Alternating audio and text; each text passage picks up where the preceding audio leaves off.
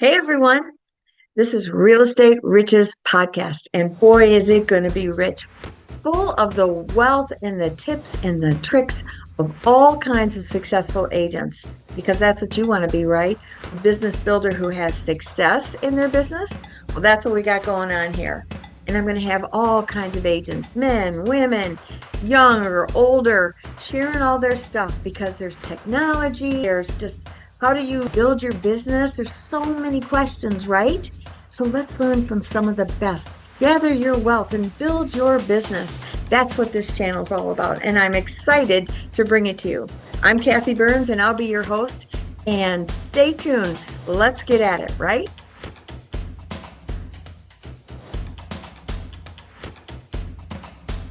Hey everybody, I'm Kathy Byrnes here on Real Estate Riches, and I'm here with Rebecca Knaster. Really excited to have her on, pro in New York City, and she's going to give us all kinds of nuggets of her own. So, hey, welcome, Rebecca.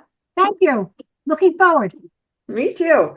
All right, so you and I were just talking, and you mentioned that in New York City, which is where you work, you don't have an MLS there.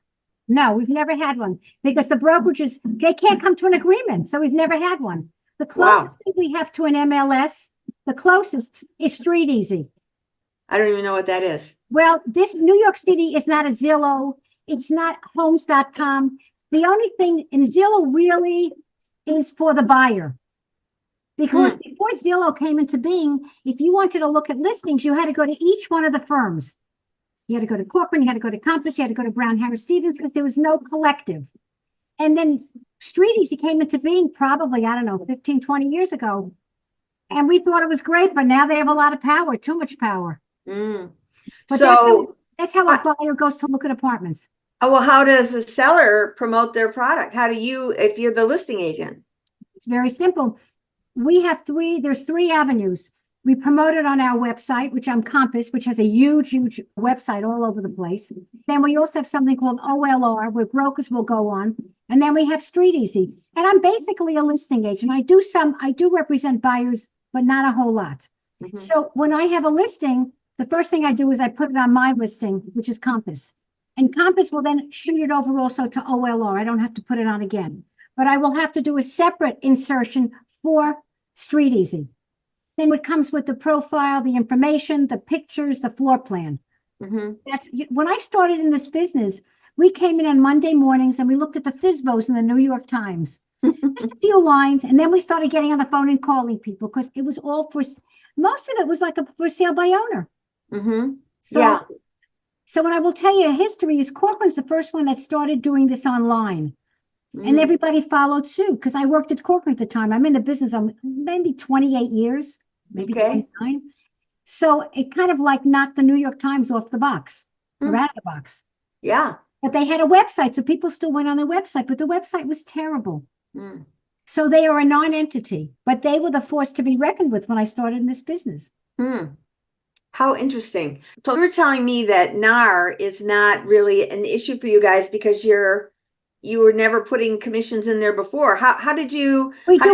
We do put commissions in, but we're not members of NAR, so we're not subject to their rules and regulations and what's going on. But I will tell you now, I can only speak for Compass. When I put in exclusive, I have 6 exclusives right now. And when I put in an exclusive, now the exclusive says 3% by the seller, 3% by the owner, total of 6%. But I'll tell you something. So I sent it to one of my clients and it's a big listing. Well, they got confused. They said, do I have to pay 12% now? 3 and 3 is 6, 6 and 6 is 12.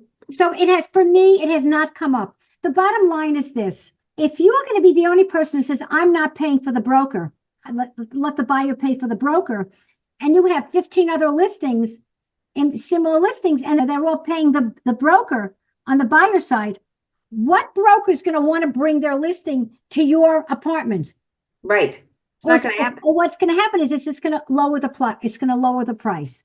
Yeah. So it has not come up in any of my business. Yeah. I'm not saying it can't, but it could. Yeah. Yeah. Well, I really don't see it in an issue either. I do see a lot of agents freaking out over it across the country because, like in our state, we already had a broker agreement anyway. So they were already putting in the commission that we were going to get paid.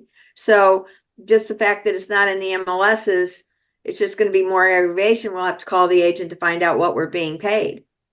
Look, as I said, it hasn't come up yet. If somebody doesn't want to pay, that's their right, but then they have to know. The market is very soft in New York right now. It's not like that in most other places, but it's soft in New York. Mm-hmm. So if you've got a soft market, it's going to be, who's the other side's not going to want to pay it out. I mean, it's like we in New York, we have something called flip taxes. Mm. And 95% of the time, the flip tax is paid by the seller. It could be per share. It could be 2%, 3%, 1%. It goes back into the reserves and it helps maintain all the work that has to be done for maintain a building. Sure. So there are some buildings where the flip tax has to be paid by the buyer. Mm-hmm. I don't agree with it because as it is, they're spending all this money to pay for an apartment and then they have to pay up front for something else. Mm-hmm. But everybody can do what they want. And some people, and I think it also in the end, it actually has to lower the price. It has to. Mm-hmm. Yeah, it does. It's This is logical. just my professional, personal opinion. So we have a lot of different things here that you don't have. Yes, you do. I just read an article that 7 million people are leaving New York and they're moving. And a lot of them are going to Florida because Do you know why? taxes, I hear. You got it. Listen, I was just working with a lady yesterday. She came to see one of my exclusives. She was living in Scarsdale, which is a very, very high tax area because the schools are superb. So I said to her, so she's living in New Hampshire now. I didn't ask her why she moved to New Hampshire, but the handwriting's on the wall. Live free or die. That's the same for New Hampshire. She said initially we were going to buy a place in Florida. And then they decided to take the money that they put into a trust from the sale of their house, which was very nice, I'm sure. And she wants to buy something for her 2 girls to live in New York. But you want to talk about tax. But you know what? Florida's not a cheap place to live anymore. No, I agree. So if you don't get in the back end, you get on the front end. Well, what I find, because I'm in North Carolina, so we've got to What part of North Carolina are you in? outside of Charlotte.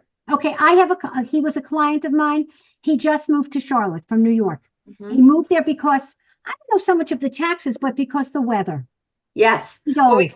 We He's get 4 80. seasons, so it's not so hot as Florida. That's what I was just going to tell you. Yeah. So they move from New York or the north to Florida, and then they can't stand the heat, just like you're experiencing right now with all the humidity.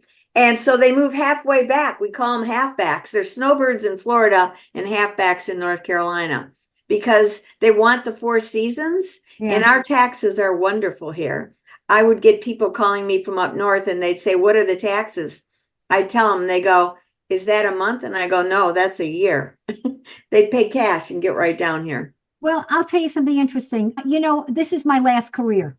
I think, do I want to still stay in New York after I'm done? I also own a home in the Hamptons. So, do I want to stay here? Do I want to move away? And he was telling me all about North Carolina, and it sounded very inviting. It is. I moved from Michigan. I moved from Michigan in 2005, and I wanted to get away from the snow. I was done. And I liked the idea of the 4 seasons because I didn't want to just cook down in Florida. Yeah. And I'm within 3 hours drive really of either the beach or the mountains. And Florida, it's just another 8 hours down. So by driving, if I wanted to drive, which I won't anymore, I'd fly. I never discuss politics with anyone, but I will tell you that Florida is a hotbed, as you well know. So to me, that's another reason why you want to go and not go. We'll leave it at that, dropping it. Yeah, I'm glad you're going to drop it. I am going to drop it because that's another reason people want to go or not go. Yep, I totally agree. Done. Well, this state is beautiful, and they are moving here in droves. So we are the #1 big city in the country where people are moving to. They all moving to Charlotte?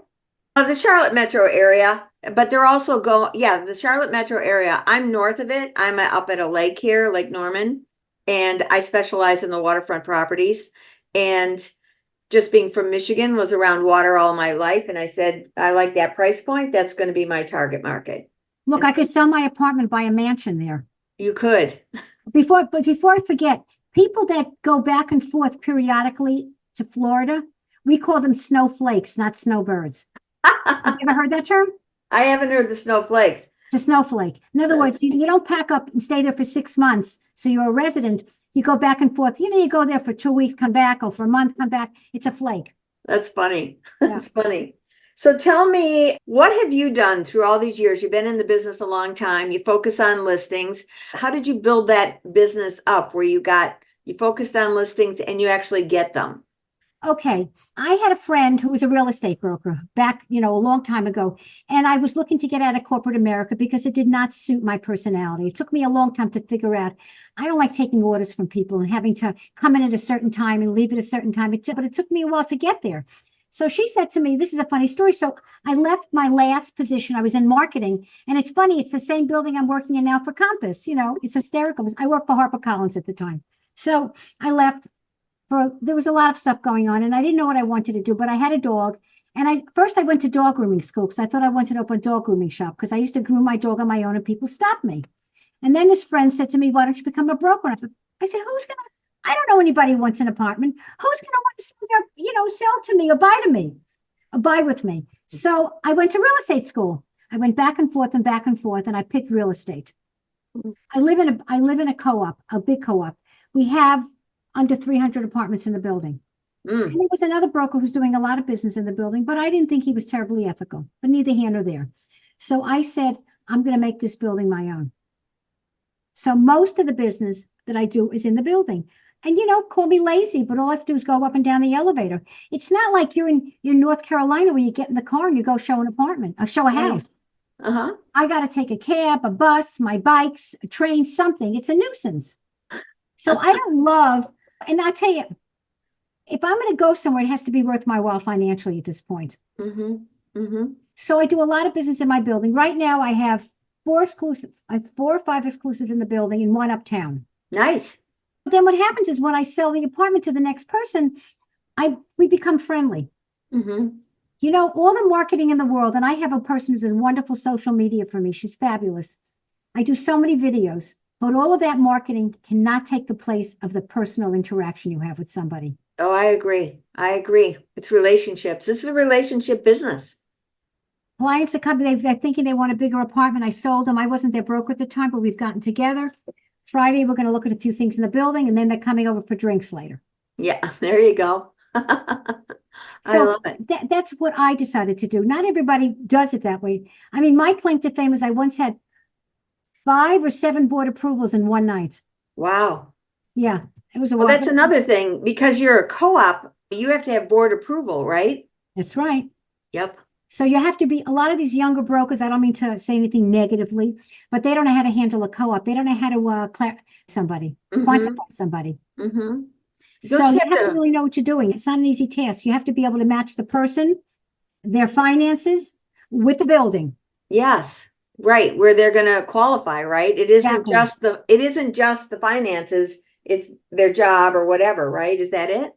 It's a combination of your finances, your job, what you do. In other words, somebody who's in finance usually goes into a condo because their income can be through the roof or in the dirt.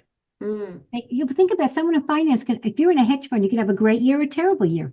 And you don't have, your base is minimal. It's minimal. It's all wrapped up in the bonus and the compensation at the end of the year. So you could buy yourself a $5 million apartment and wind up making no money one year. Wow. Think about it. Most of these big financial guys go into condos because they got the bucks to do it and no one's going to turn them down. So that's the thing. You need someone who's got a stable work history. Yeah. It's a whole different ball game there. Are you in Manhattan? Physically in Manhattan. Yeah. I only do Manhattan. I don't really go out of the city. I once was working with a customer in Brooklyn. I drove there and I got a parking ticket. That was the end of it. It wasn't worth it to me anymore. I'm done. That is right. I'm done. The other thing I do is I look at the person's debt to income. Yeah. Co-ops want people to be 25, 26% tops. When you go into a bank, the bank doesn't care what your assets are. They care about your income. Right. So a bank will look for a 33% debt to income. A building would never accept that. And the reason they do that is because they don't want to be kicking you out down the road if you can't pay the bill. That's right. Because in a co-op, and I'm gonna do this video with my my marketing person. A lot of people don't understand the difference between a co-op, a condo, and a condop. Condop. You've never heard of a condop, did you? No. CONDOP. Never heard of it. It's a combination of a co-op and a condo. Interesting. Yes. So the difference is that you want to, so when you're looking at something like this, co-op, somebody once, a board president once said, your job is not your asset. Hmm. Here's an example. I had a lovely kid who was buying an apartment in the building. He worked for a hedge fund. He made a good living. He went off to Greece. I get an email from him. While he was in Greece, he lost his job. Bank is never, the bank does a final check. The bank was never going to approve his mortgage. Mm. Signed contract. I had to let him out of everything. Oh, wow. So that's what I'm saying to you. He lost his job. And while the co-op would never take him, they don't know how long it's going to take him to find a new job unless he's got $10 million in the bank or something. Mm-hmm. So it's very rigorous because in a co-op, you don't own your apartment. You own shares of the apartment, the building, the corporation owns your apartment. Right. Condo, you own your apartment. So if something happens, it diverts back to the bank. Right. Something happens in a co-op, it goes back to the co-op. The Yeah. co-op does not want to be in real estate. Right. Right. And a Condop is a combination of a condo and a co-op. Years ago, you only needed to put 10% down to buy a condo. I forget exactly, maybe it's gone up.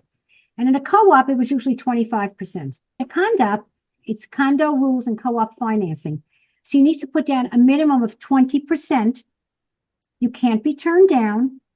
If you want to sublet your apartment, you can. There's no rules and regulations. You just have to pay the fees. Hmm.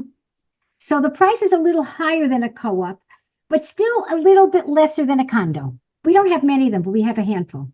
Yeah, that's interesting. I can't tell you the genesis of it. I don't know. That's interesting. So you say you do a lot of videos on a YouTube channel? It's on Instagram. On Instagram? Yeah. Yeah, I have a person I've hired, every month.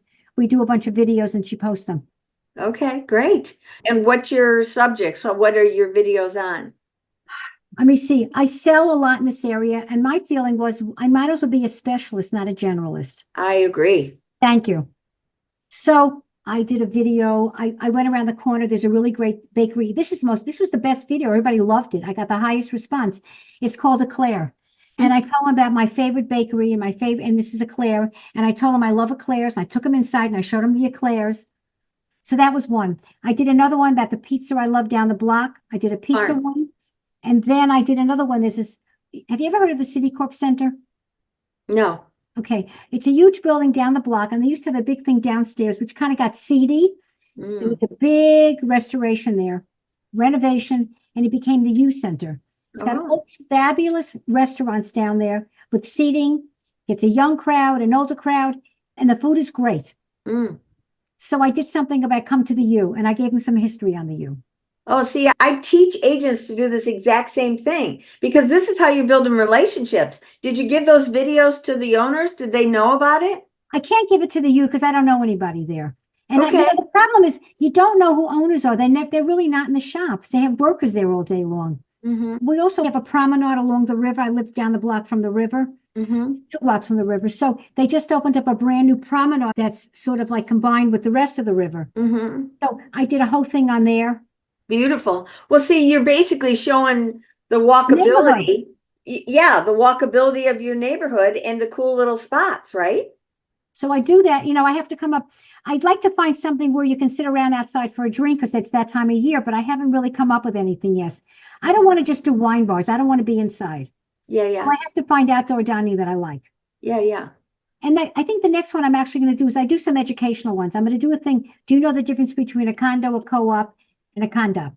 Well, just like you just talked about. I mean, now that's pretty specific to your area, but that's who you're marketing to, right? It's not necessarily my area. What if someone's coming from out of town? I have a huge mailing list and they want to buy something in New York and they don't know what the difference is. But that's my point. You're giving your unique territory. If I'm looking in your area and I don't know that I even know about. No, if you're looking in New York City, period. Yes. That's what I'm saying. So if you want to buy a pied-à-terre in New York, you should become educated. So my job is to educate you. Yeah. Well, anywhere you're looking to move, you should be educated. And that's why these videos are important. I've got 2 YouTube channels that I do. You should put all those videos on a YouTube channel because it's free. I'll ask her if she's putting them on there. I'm not much on social media. I built my business without it. So I think you can understand. I'm a little late getting there.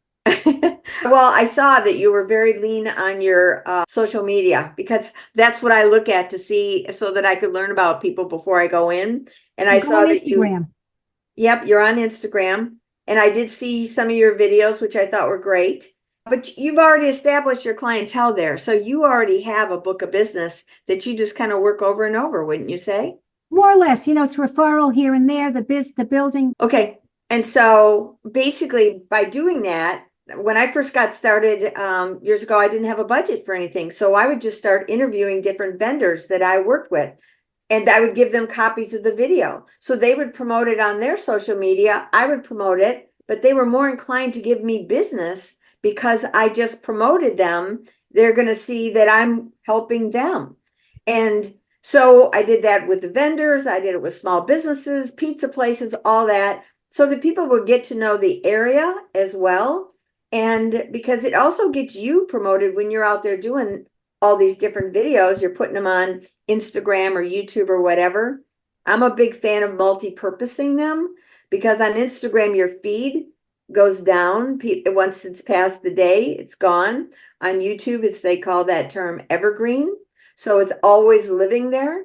Well, I'm going to tell Lena to put it on YouTube. Yeah. And YouTube is free. So it's a great one. Thank you. I learned something new today. There you go. Well, thank you so much for all of this. I appreciate your insight. I learned a lot more about Manhattan area and how things are done there. Is there anything else you wanted to share before we get off? I tell people this all the time.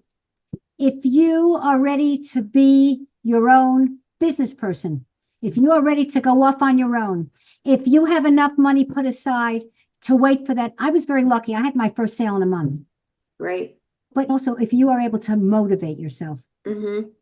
Absolutely. This is a great business. This business has its ups and downs everywhere. This is what I believe in doing. I do a 3-year income average because one year could be great. The next year is not so great. And the next year is better. So if you income average it out for 3 years, it always looks good. Yeah, that's a great idea. I love that, Rebecca.